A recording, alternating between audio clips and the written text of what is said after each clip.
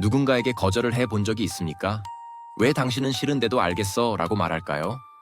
왜 빌려주기 싫은 돈도, 하기 싫은 부탁도 결국 받아주고 나서 혼자 후회할까요? 당신이 착해서 그런 걸까요? 아니면 거절했을 때 돌아올 싸늘한 반응이 무서워서일까요? 오늘은 당신이 왜 거절을 못하는지, 관계가 틀어질까봐 왜 자기 생각대로 못하는지 그 심리를 하나씩 해부해 보겠습니다. 아마 이런 상황이 있었을 겁니다. 내가 정말 하기 싫은 상황 말이죠. 내 돈을 빌려주는 것도 싫었고, 내 시간을 빼앗기는 것도 싫었고, 내가 감당해야 할 일이 아닌데 떠맡는 것도 싫었습니다. 머리로는 이미 알고 있었죠. 이건 정말 아니다. 그런데 막상 그 순간이 오면 입이 다르게 움직입니다. 알겠어? 이번만 내가 해볼게. 그리고 그 말을 한 직후부터 마음이 불편해집니다. 아직 일이 끝난 것도 아닌데 이미 후회가 시작됩니다. 이런 사람은 늘 비슷한 방식으로 무너집니다. 부탁을 받을 때는 괜찮은 척합니다. 상대 앞에서는 이해심 많은 사람처럼 행동합니다. 그런데 혼자 남는 순간 다른 감정이 올라옵니다. 억울함, 찝찝함, 분노, 자기 혐오. 그러고는 꼭 같은 다짐을 합니다. 다음엔 진짜 거절해야지. 그런데 이상하게 다음번에도 똑같이 행동합니다. 바로 이 반복이 사람을 가장 지치게 만듭니다. 한 번의 손해보다 내가 왜 매번 이 패턴을 끊지 못하는지가 더 괴로운 겁니다. 많은 사람들은 여기서 자신을 오해합니다. 나는 원래 착해서 그런가 봐. 남한테 싫은 소리를 잘 못하는 성격인가 봐. 인간관계를 정말 중요하게 생각하는 타입인가 봐. 그런데 그런 해석은 겉으로 드러난 현상만 봉합니다. 진짜 원인은 더 깊은 데 있습니다. 당신은 부탁을 받아준 게 아니라 거절하고 난 뒤에 생길 불편함을 피한 겁니다. 상대가 실망하는 얼굴, 미묘하게 차가워지는 분위기, 괜히 틀어질 것 같은 공기. 당신이 진짜 못 견디는 건 부탁 자체보다 그 뒤에 따라올 감정의 파장이었습니다. 그러니까 이 문제는 성격이 착하냐 아니냐의 문제가 아닙니다. 더 정확히 말하면 관계가 흔들릴 가능성에 너무 예민하게 반응하는 패턴에 가깝습니다. 다른 사람은 그냥 부탁으로 듣는 말을 당신은 무의식적으로 관계가 시험받는 순간처럼 받아들이는 겁니다. 여기서 내가 거절하면 나를 정 없는 사람으로 보지 않을까? 이 정도도 안 해주면 너무 차갑다고 생각하지 않을까? 괜히 내가 예민한 사람처럼 보이진 않을까? 이런 생각이 너무 빨리 돌아가면 판단이 반응을 따라잡지 못합니다. 그래서 생각은 나중에 하고 수락이 먼저 나가는 겁니다. 특히 가까운 사람일수록 더 그렇습니다. 멀리 있는 사람의 부탁은 거절해도 그 관계 전체가 흔들릴 것 같지는 않습니다. 하지만 친구, 가족, 연인처럼 자주 보고 오래 엮인 사람들의 부탁은 다르게 느껴집니다.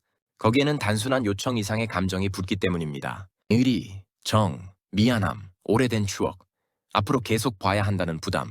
그래서 가까운 관계에서의 부탁은 부탁으로 끝나지 않습니다. 내 인간성, 내 다정함, 내 관계 유지 능력을 평가받는 순간처럼 느껴집니다. 바로 그 지점에서 많은 사람들이 자기 기준보다 상대 기분을 먼저 챙기기 시작합니다. 이게 특히 돈 문제에서 더 크게 터집니다. 돈은 단순히 액수의 문제가 아니기 때문입니다. 돈은 이상하게 관계의 온도와 연결됩니다. 누군가가 돈을 빌려달라고 하면 우리는 단순히 금전 요청만 받는 게 아닙니다. 무의식적으로 이런 해석을 덧붙입니다. 내가 이걸 거절하면 저 사람은 내가 자신을 중요하게 생각하지 않는다고 느끼지 않을까? 가까운 사이인데 이 정도도 안 해준다고 서운해하지 않을까? 그래서 돈을 빌려주는 문제는 경제적 판단이 아니라 관계적 불안의 문제로 바뀝니다. 당신은 돈을 빌려줄지 말지를 결정하는 게 아니라 관계를 지킬지 흔들지 않을지를 결정하는 기분이 드는 겁니다. 그런데 여기서 아주 중요한 사실이 있습니다. 당신이 느끼는 죄책감은 늘 도덕적인 잘못의 신호가 아닙니다. 많은 경우 그건 단지 익숙한 패턴에서 벗어나려 할 때 생기는 불안입니다. 늘 맞춰주던 사람이 처음으로 선을 그으려고 하면 몸이 먼저 불편해합니다. 머리보다 몸이 먼저 위험하다고 반응하는 거죠. 그래서 거절이 어려운 사람은 부탁을 듣는 순간 사고가 깊어지는 게 아니라 오히려 좁아집니다. 당장의 분위기만 보게 되고 장기적인 손해는 놓치게 됩니다. 이쯤에서 한번 생각해 봐야 합니다. 당신이 정말 원했던 건 상대를 돕는 것이었을까요? 아니면 상대가 실망하는 장면을 피하는 것이었을까요? 이 질문은 굉장히 중요합니다. 겉으로는 똑같은 행동처럼 보여도 동기가 다르면 심리 구조가 완전히 다릅니다. 진짜 선의로 하는 도움은 하고 나서도 비교적 편안합니다. 피곤할 수는 있어도 자기 혐오가 남지는 않습니다. 반면 불안 회피로 한 도움은 끝나고 나서 후회가 남습니다. 또 내가 나를 못 지켰다는 감각이 따라옵니다. 그래서 거절을 못하는 사람은 늘 밖에서는 좋은 사람인데 안에서는 자꾸 자기를 실망하게 됩니다. 바로 이 지점에서 자존감이 무너집니다. 우리는 흔히 자존감이 남에게 무시당할 때만 깎인다고 생각합니다. 하지만 실제로는 내가 나를 안 지켜줄 때도 자존감은 크게 흔들립니다. 당신 안에는 이미 기준이 있었을 가능성이 큽니다. 가까운 사이일수록 동어래는 안 하는 게 맞아. 이 부탁은 내가 감당할 일이 아니야. 이건 솔직히 싫어. 그런데 그 기준을 알고도 꺼내지 못한 순간, 당신은 단지 부탁 하나를 들어준 게 아니라 자기 기준 하나를 접은 겁니다. 그 일이 한 번이면 괜찮을 수 있습니다. 하지만 반복되면 사람은 점점 자기 판단도 못 믿게 됩니다. 내가 너무 예민한 건가? 내가 이상한가? 이 정도는 그냥 해줘야 하나? 이렇게 기준 자체가 흐려지기 시작합니다. 그리고 그때부터 관계의 구조도 달라집니다. 처음에는 상대도 미안해야 합니다. 조심스럽게 부탁합니다. 하지만 당신이 반복해서 받아주면 그 반응이 관계의 기본값이 됩니다. 상대는 당신의 마음속 갈등까지는 알지 못합니다. 그냥 결과만 학습합니다.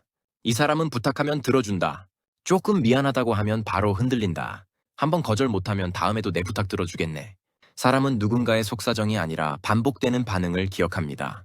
그래서 당신이 느끼는 선의와 상대가 학습하는 패턴은 다를 수 있습니다. 이 대목이 가장 아픈 이유는 당신은 관계를 지키기 위해 참았는데 결과적으로 관계의 균형이 무너질 수 있기 때문입니다. 당신은 점점 더 조심하게 되고 상대는 점점 더 편해집니다. 당신은 거절할수록 미안해지고 상대는 부탁할수록 자연스러워집니다. 여기서 좋은 사람과 만만한 사람의 차이가 갈립니다. 좋은 사람은 따뜻하지만 선이 있습니다. 만만한 사람은 관계를 지키기 위해 그 선을 계속 뒤로 밀어냅니다. 문제는 사람들 눈에 그 두 사람의 차이가 금방 보이지 않는다는 겁니다. 처음엔 둘 다 좋은 사람처럼 보입니다. 하지만 시간이 지나면 하나는 존중받고 다른 하나는 당연하게 소비됩니다. 그래서 거절을 못하는 문제는 단순한 화법의 문제가 아닙니다. 관계 속에서 내가 어떤 위치에 놓이게 되는지의 문제입니다. 계속 참아주기만 하면 관계가 좋아지는 게 아니라 잘못하면 상대에게 이 사람은 여기까지 밀어도 되는구나라는 기준을 알려주게 됩니다. 한 번의 배려는 미덕일 수 있지만 반복되는 자기 포기는 결국 관계를 왜곡시킵니다. 그리고 아이러니하게도 그렇게 만들어진 관계일수록 나중에 더 거절하기 어려워집니다. 왜냐하면 지금까지 여러 번 받아준 사람이 갑자기 선을 그으려고 하면 본인도 그 모습이 낯설고 상대도 당황하기 때문입니다. 그래서 죄책감이 더 커집니다. 결국 또 원래 자리로 돌아갑니다. 여기서 프레임을 바꿔야 합니다. 거절은 관계를 깨는 행동이 아닙니다. 거절은 관계 안에서 내 기준을 설명하는 행동입니다. 건강한 관계라면 당신이 한 번 어려워라고 말했을 때 바로 무너지지 않습니다. 오히려 그 순간에 관계의 본질이 드러납니다. 당신의 선을 존중할 수 있는 사람인지, 아니면 당신이 맞춰주기만을 기대했던 사람인지. 그러니까 거절은 사람을 잃는 행위가 아니라 관계를 판별하는 행위입니다. 한 번의 거절로 깨지는 관계라면 그건 애초에 건강한 관계가 아니었을 가능성이 큽니다. 그렇다면 어떻게 바꿔야 할까요? 첫 번째는 아주 현실적인 기술입니다. 바로 대답하지 않는 겁니다. 거절을 못하는 사람은 부탁을 받는 순간 반응이 너무 빠릅니다. 생각이 빨라서가 아니라 불안이 빨라서 그렇습니다. 그래서 무조건 시간을 벌어야 합니다. 지금 바로 답은 못하겠어. 생각해보고 말할게. 내 상황 좀 보고 알려줄게. 이런 문장을 하나 정해두세요. 이건 회피가 아닙니다. 오히려 감정이 판단을 납치하지 못하게 막는 가장 성숙한 방식입니다. 당신은 판단력이 없는 사람이 아닙니다. 그동안 판단할 시간을 스스로에게 주지 못했던 겁니다. 두 번째는 변명이 아니라 기준으로 말하는 겁니다. 많은 사람들이 거절할 때 이유를 길게 설명합니다. 이번 달이 좀 빠듯해서, 요즘 내가 정신이 없어서, 다음에는 해줄 수도 있는데 이번엔 좀 그런데. 이유가 길어질수록 상대는 당신 기준을 존중하기보다 그 이유를 뚫는 쪽으로 움직이기 쉽습니다. 잠깐만 빌리는 건데? 소액인데 왜? 너 정도면 괜찮잖아. 그래서 거절은 핑계가 아니라 기준으로 말하는 게 좋습니다. 나는 가까운 사이일수록 동어래는 안 하려고 해. 이 말은 차갑게 들릴 수 있지만 사실은 매우 건강합니다. 상대를 비난하지 않고 내 원칙만 분명하게 전달하기 때문입니다. 세 번째는 죄책감과 잘못을 분리하는 겁니다. 거절한 뒤에 마음이 불편할 수 있습니다. 상대의 말투가 신경 쓰일 수 있고 답장이 늦으면 괜히 내가 관계를 망친 것 같을 수도 있습니다. 하지만 꼭 기억해야 합니다. 상대가 서운하다고 해서 내가 잘못한 건 아닙니다. 서운함은 있을 수 있습니다. 하지만 그 감정까지 모두 내가 책임져야 하는 건 아닙니다. 성인은 각자 자기 감정을 처리할 책임이 있습니다. 당신이 계속 타인의 감정까지 관리하려 들면 관계를 하는 사람이 아니라 감정 서비스 담당자가 됩니다. 그건 건강한 관계가 아닙니다. 실전에서는 이렇게 점검해보면 좋습니다. 지금 이 부탁이 정말 괜찮은가? 이걸 들어주고 나서도 내가 편할까? 내가 지금 이걸 하려는 이유가 선의인지 아니면 불안 회피인지. 이 세 가지 질문만 해도 반응이 많이 달라집니다. 특히 마지막 질문이 핵심입니다. 나는 정말 도와주고 싶은가? 아니면 어색해지는 게 싫어서 그냥 맞춰주려는 건가? 이 질문이 선명해지면 적어도 예전처럼 무의식적으로 끌려가지는 않게 됩니다. 거절한 뒤에는 몸도 달래야 합니다. 사람은 머리로만 설득해서 바뀌지 않습니다. 몸이 먼저 안정돼야 합니다. 호흡을 천천히 해보세요. 4초 들이마시고 6초나 7초 정도 길게 내쉽니다. 두세 번만 해도 몸의 긴장이 조금 내려갑니다. 그리고 짧게라도 확인하세요. 나는 상대를 버린 게 아니라 내 기준을 지킨 것이다.